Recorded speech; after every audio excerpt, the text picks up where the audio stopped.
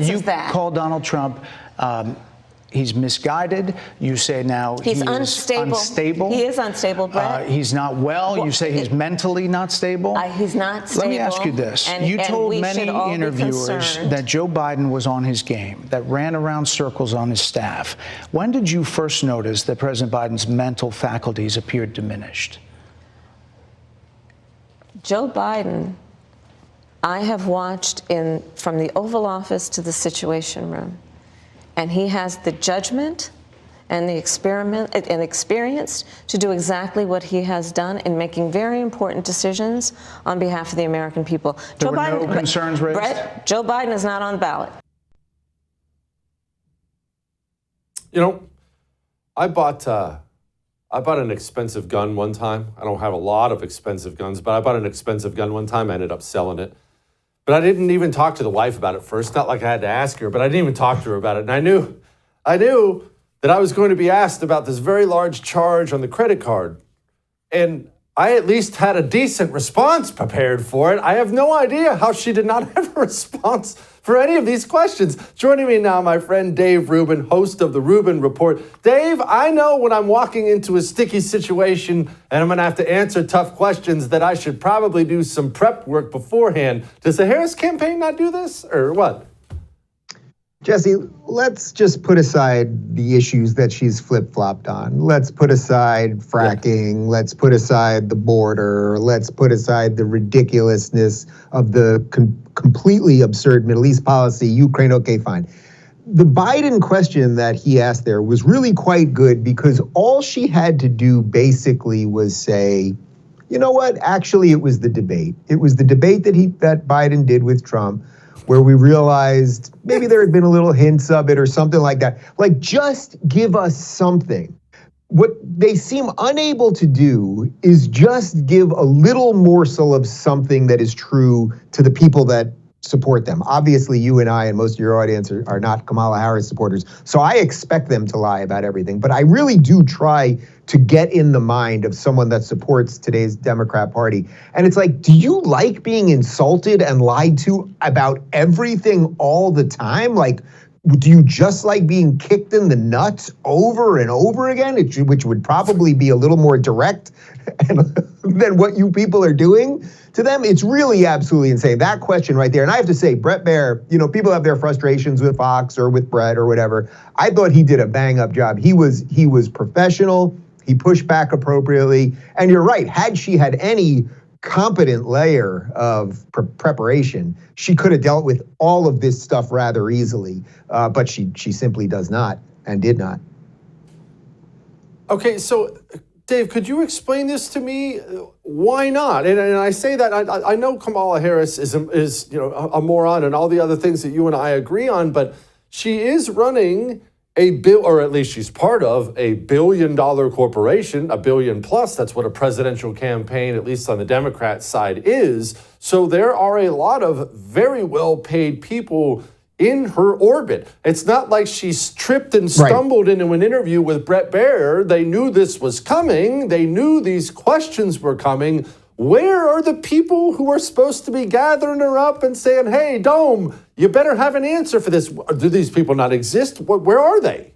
Well, that's a great question, because it's like, who really is in charge right now? I would say that the reason she goes into these interviews and is not particularly prepared and can't really articulate policy is because this is pretty much what they've gotten away with forever. They can take any position on anything. They can lie about anything. I mean, think about it this way. I hate to beat this one into the ground, but Joe Biden launched his campaign, I'm talking when he first ran for president, on the Very Fine People hoax. That was literally, he said, the reason he didn't run for 4 years after Obama, but then that thing happened in Charlottesville, very fine people on both sides, and then he ran for president. So he ran the first time on something that was so easily debunked as a lie.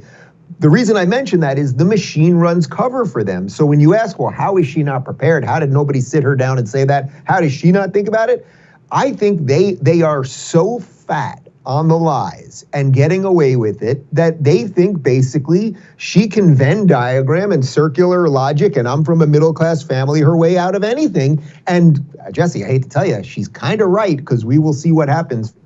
Oh, gosh, we sure will. All right, so it appears that it almost appears to be a focused effort out of the Harris campaign now, and the Joy thing clearly did not work, and now they're kind of going with the more nasty, confrontational route, like she tried to do it right here.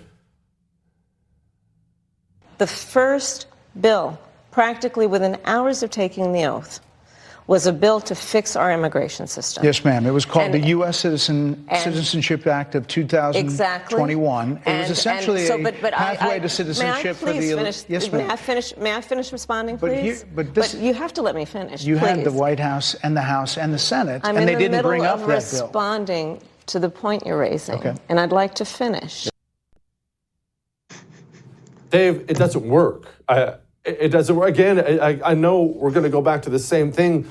Who thought that was a good idea? It doesn't look good. It doesn't land well. Outside of the hag feminists who drive Subarus, nobody cheers when they see this stuff. Who told them that was a good idea? Look, if you're talking about the interview itself, I think in a weird way it was like, we'll just throw her out to this. She'll do her usual tricks and we'll be okay the day after. And that may or may not be true. I don't know that the polls change that much because of a good appearance or a bad appearance. As it pertains to the border, though, look, this is just another one of those things where the Democrat policies make no sense. Donald Trump was president for 4 years. The border was pretty good, and they called him Hitler and a white supremacist the entire time. Joe Biden comes in. First thing he does, he reverses, I think it's 64 executive actions within a week. And he was very proud to do it. You may remember the video with the mask and sort of sounded like the Crypt Keeper while he was doing it.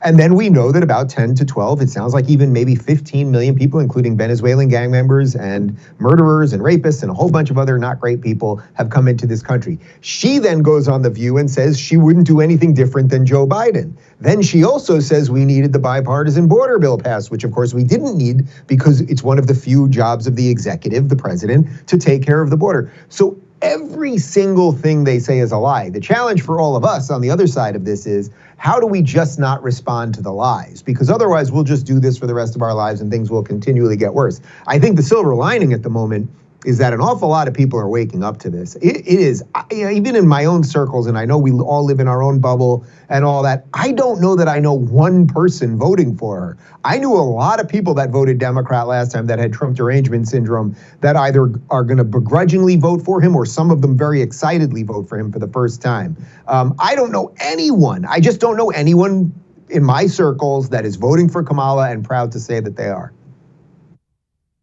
Okay, why? What are the reasons they give? Because you ask me, I'm going to be very practical about the whole thing. I'm not some Trump superfan fanboy. He's great on the border, better on foreign policy. Maybe we get some sort of deep state drainage, but at least it's better, significantly better than what we had. I can tell you exactly why I'm voting for him. But these people, look, you see the RFKs, the Tulsis of the world. You're a former lib, but that was long ago. We don't have to get into that. Why are the people who weren't voting for him before excited to do so now? Is it her or is it him? What is it? Well, I think the Tulsi and RFK thing is the perfect avatar for this, because it's like, here you have a guy whose name is Kennedy, which is the name associated with the Democrats more than literally any other last name. And you have Tulsi, who just 4 years ago ran for president as a Democrat. And what they're now saying is, hey, free speech, anti-war, clean up the Middle East, just stop this nonsense with all the extraneous wars. What the hell's going on in Ukraine? All the rest of it. We can go through the line. But what's bringing them all together actually is a love of country. I was at this Rescue the Republic event in DC a couple of weeks ago with RFK and with Tulsi and Brett Weinstein and Jordan Peterson and Russell Brand. I mean, a really wide swath of people from across the political spectrum. And there were people there that had never voted for Trump before, applauding RFK as he's talking about how he's going to make America healthy again, and they're wearing MAGA hats. There's something that is now transcending politics. And the other side of it, what is it that you're voting for if you like Kamala Harris? I get it. What you're voting for is you hate Trump, so that's a certain amount of people. And then for the rest of them, it's just like, I don't know, you don't really understand what the role of government is. That could be. I mean, a lot of people aren't that bright. You kind of actually are a Marxist, maybe. You do want to upend the United States of America and you're not proud of this country. I guess it could be. But in some ways, this is what the natural end of this intersectional alliance that they put together was. You were going to have all of these crazy competing interests. None of it was going to make sense. And now you've got what appears to be the Arab Muslim population of Michigan voting more for Trump because they're not even happy with Kamala. I mean, the whole thing it's rather extraordinary and should be studied for years to come.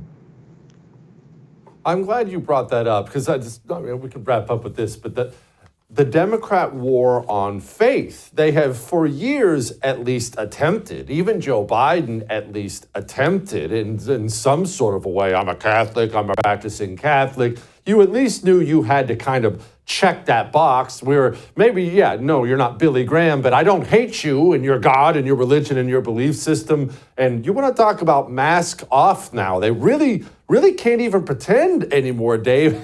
How did that happen so fast? No, it really is incredible, and people should be talking about it more, because if you think about it, they've clearly gone, let's say, anti-Christian, right? I mean, I think in many ways, when they come off as very obviously anti-white, what that means is Christian. So that's one part. The anti-Jewish part is very, very obvious, especially in light of October 7th, this administration's treatment of Israel and the fact that, it's basically Democrat foot soldiers that are, rallying for Hamas in these streets. So that's okay. That's the Christians and the Jews. The interesting thing now is the Muslims, because the Muslims you generally would not have thought would be for Donald Trump, perhaps because of foreign policy, but they're not happy with the Biden administration because of whatever's going on with Israel and Gaza and Hamas and all that. So the point is, if you just pander to communities, at some point, people don't want to be pandered to anymore. It's sort of why black people seemingly are waking up to what's going on with Kamala too. They don't want to be talked down to. You better vote for me or you ain't black. He did it once and it kind of worked, but now Obama's busting it out and it feels old and tired. So I'm feeling pretty good about things. That being said, what the hell the surprise is going to be, or what else could happen, or assassination attempt number 3, or God knows what. No doubt about it. Dave, my brother, thank you. As always, you look great. Keep up the carnivore diet. I would thank you for coming to my YouTube channel, but I know how brilliant it is, and I know you love it here. So subscribe and watch. We're going to start really ramping things up and putting some funny stuff, some interesting stuff out there, some collaborations. Either way, my YouTube channel is officially the place to be. So stick around.